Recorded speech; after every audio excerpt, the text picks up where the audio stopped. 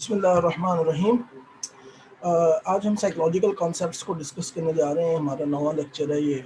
उससे पहले हम 8 लेक्चर जो हैं वो साइकोलॉजिकल टर्म्स के नाम से जो है वो डिस्कस कर चुके हैं। सबसे पहली टर्म जो हम डिस्कस करने वाले हैं दिस इज़ बाइसेक्सुअलिटी। जैसा कि नाम से ही ज़ाहिर है, बाइसेक्सुअलिटी मीन्स कि किसी भी शख्स का, चाहे वो मेल हो या फीमेल हो, टूवर्ड सेक्सुअल अट्रैक्शन, टूवर्ड जो उसकी रोमांटिक अट्रैक्शन होती है वो किसी भी जेंडर की तरफ से हो सकती है। ठीक है जी। जिस तरह bisexuality is romantic attraction, sexual attraction और sexual behaviour toward both males and females और to more than one sex और जेंडर। यानी किसी भी शख्स में जब सेक्सुअल अट्रैक्शन मेल और फीमेल दोनों की जानब हो सके और उसमें जो है वो ना सिर्फ मेल की जानब बल्कि एक टाइम में दोनों की जानब हो सके। अगर वो मेल है तो मेल की तरफ उसकी भी सेक्सुअल अट्रैक्शन हो सकती है, अगर वो फीमेल है तो फीमेल की तरफ उसकी सेक्सुअल अट्रैक्शन हो सकती है। यानी कोई भी जेंडर हो, दोनों जेंडर की तरफ अगर सेक्सुअल अट्रैक्शन होगी तो this is called bisexuality. By का मतलब होता है दो। तो इसका मतलब ये है, अगर आप टर्म को ही देख लें तो टर्म से साफ पता चल रहा है कि इट मीन्स के मेल और फीमेल हैव सेक्सुअल और romantic attraction toward both male and female. This is called bisexuality. अगली टर्म है हमारी जी ब्यूलर ऑर्गन। ब्यूलर ऑर्गन जो था basically he was the Swiss psychiatrist and early follower of Sigmund Freud. Swiss psychiatrist था और Sigmund Freud का शुरू में जब सिगमंड फ्रॉइड का दौर था तो उसमें ये उसका जो है वो अर्ली फॉलोवर भी था। इसने टर्म स्किज़ोफ्रेनिया जो है वो फर्स्ट टाइम जो है वो इन्वेंट की, फर्स्ट टाइम यूज़ की ब्यूलर ऑर्गन ने।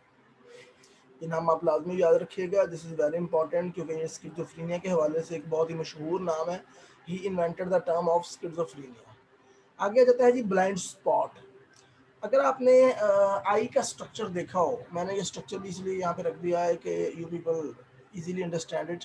अगर आप आई का आपने स्ट्रक्चर देखा हो तो उसमें आपने देखा होगा कि आई के एंड पे बिल्कुल जहाँ से ऑडिटरी नर्व स्टार्ट होती है, जहाँ से इंफॉर्मेशन जो है वो ब्रेन की तरफ जाती है, वहाँ पे एक स्पॉट होता है जिसको ब्लाइंड स्पॉट कहते हैं। और ये ब्लाइंड स्पॉट फोविया के अंदर होता है। आई का एक स्ट्रक्चर होता है फोविया, सॉरी रेटिना। आई का एक स्ट्रक्चर होता है रेटिना। रेटिना के अंदर जो है वो लाइट सेंसिटिव सेल्स होते हैं जिनको हम रॉड्स एंड कोन्स कहते हैं। लेकिन आई के अंदर एक जो है वो ब्लाइंड स्पॉट भी होता है। जहाँ पर ब्लाइंड स्पॉट होता है वहाँ पर जो है लाइट सेंसिटिव सेल्स जो है वो नहीं होते। अच्छा जी, उसके बाद आ जाता है body image. Body image is a persons thoughts, feelings and perceptions of his own and sexual attractiveness of their own body. यानी बेसिकली बॉडी इमेज होता है कि जब आपकी अपनी बॉडी से रिलेटेड, कि आपकी बॉडी कितनी खूबसूरत है, आपकी बॉडी मतलब कितनी अट्रैक्टिव है, कितनी सेक्सुअली अट्रैक्टिव है, तो उसका साइज क्या है, ऑल दीज थिंग्स जो हैं उनके बारे में जब आपके थॉट्स, आपकी फीलिंग्स जो हैं वो आपकी परसेप्शंस बेसिकली आपका बॉडी इमेज कहलाती है। आगे आ जाते हैं, चलते हैं जी body language. Body language is a type of non verbal communication. Basically जब आप समटाइम ऐसा होता है कि आपने किसी को गुस्सा दिखाना हो तो आप मुंह से नहीं बोलते बल्कि आप अपनी तेवरी चढ़ा लेते हैं, आप माथे पे बल डाल लेते हैं।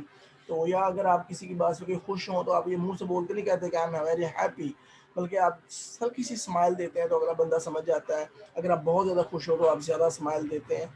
So this is called basically non-verbal communication. Body language is a type of the non-verbal communication in which physical behaviors as opposed to words। यानी कि यहाँ पर आपके words की बजाय आप क्या करते हैं, फिजिकल अपना जो है वो behaviors, physical posture, gestures use करते हैं और used to express or convey the information. Such behavior include facial expressions, body posture, gestures, eye movements, touch वगैरह। आगे जाता है bonding. Bonding you know very well, this is the basically यहाँ पर जब हम साइकोलॉजी में बॉन्डिंग की बात करते हैं तो एक तो ग्रुप बॉन्डिंग, सोशल साइकोलॉजी में जब हम चले जाएं तो ग्रुप के मेंबर्स के दरमियान में जो बॉन्डिंग होती है, जो रिलेशनशिप होता है, जो अटैचमेंट होती है। लेकिन जब हम बॉल्बे की बात करें तो बॉल्बे ने जो इन्फेंट और मदर के दरमियान में जो एक अटैचमेंट, इमोशनल बॉन्डिंग या इमोशनल अटैचमेंट जो थी, उसकी उस पर एक थ्योरी पेश की थी, उसको हम कहते हैं bonding. Bonding typically refers to the process of attachment that it develops between romantic or platonic partners, close friends, or parents and children. This bond is characterized by emotions such as affection and trust. Any two people who spend time together may form a bond.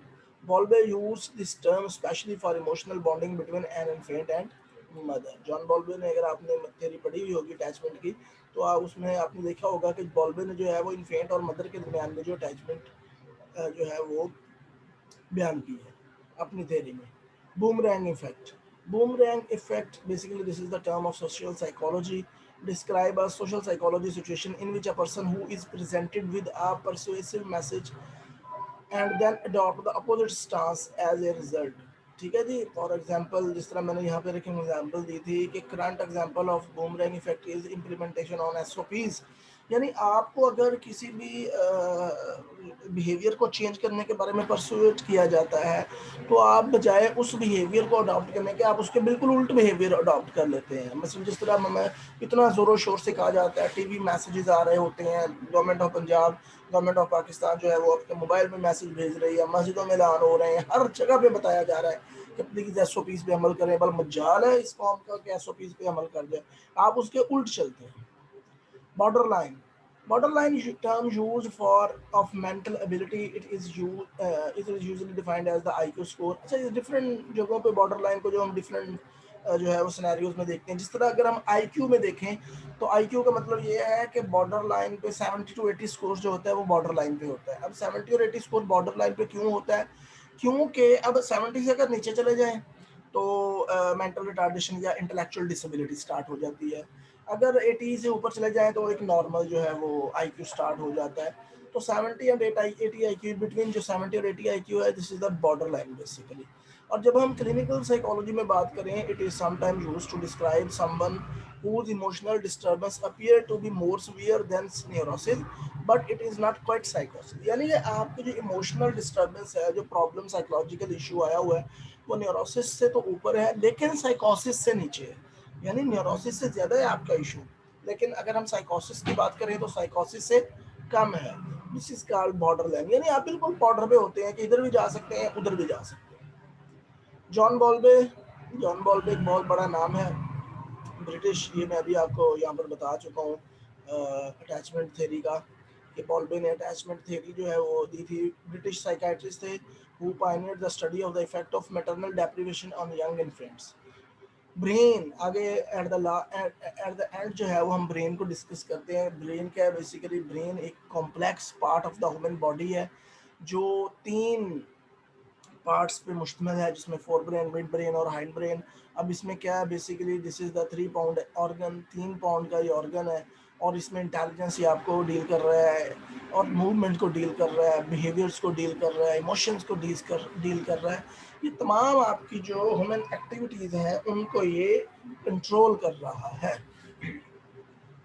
तो it's all about today's terms. Hope people are understand it. Thank you very much. अपना बहुत सारा ख्याल रखिएगा.